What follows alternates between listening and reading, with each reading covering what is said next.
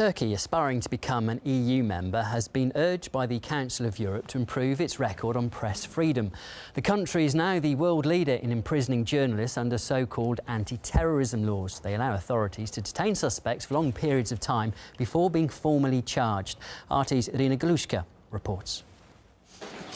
It's because of people like Nedim Şener that Turkey holds the #1 spot in the world for the number of journalists in jail.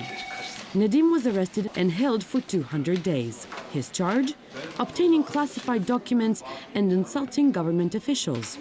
He suspects it was because he published a book investigating the death of another journalist, which unnerved government officials. The main reason the government arrests journalists is to stifle voices of disagreement. The best way to do that is to silence the journalists who speak out against the government. Then their audience will also fall silent.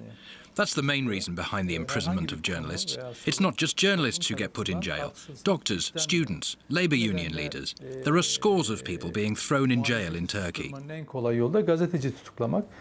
His words are backed by research from the Committee for Protection of Journalists, which blamed Turkey's archaic laws for journalists for writing anything the authorities might consider un-Turkish, on par with terrorists.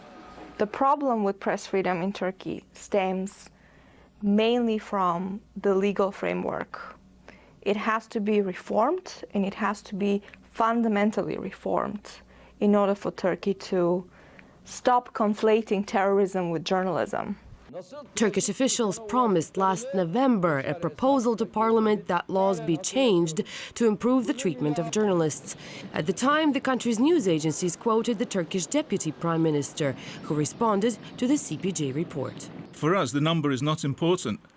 We are greatly saddened even by one journalist being jailed for their writings, drawings, journalism activities. Most jailed reporters have been incarcerated over their alleged connection to Ergenekon, a deeply secret anti-government organization, most of whose members have never been identified, and which exists, many believe, only in official papers. Turkish journalists say affiliation with Ergenekon is just one of many clever ways the government gets away with locking them up. Many of these are, the government says, without press card, therefore cannot be qualified for as journalists. That's of course a primitive reply, which befits well to our very dear Prime Minister. He said recently that only 9 people are in prison, because 9 journalists are in prison. Why? Because 9 of them had press cards. Journalism is a rather popular career choice for young people in Turkey. The country boasts numerous newspapers and a plethora of TV channels. But in the current circumstances, every report could end up being a one-way ticket to jail. I teach journalism in a university. Families of my students tell them, go, learn journalism, but don't become journalists. Still, a lot of young people feel it's a good way to express their view on the government, their disagreements. It's a popular career, but a dangerous one.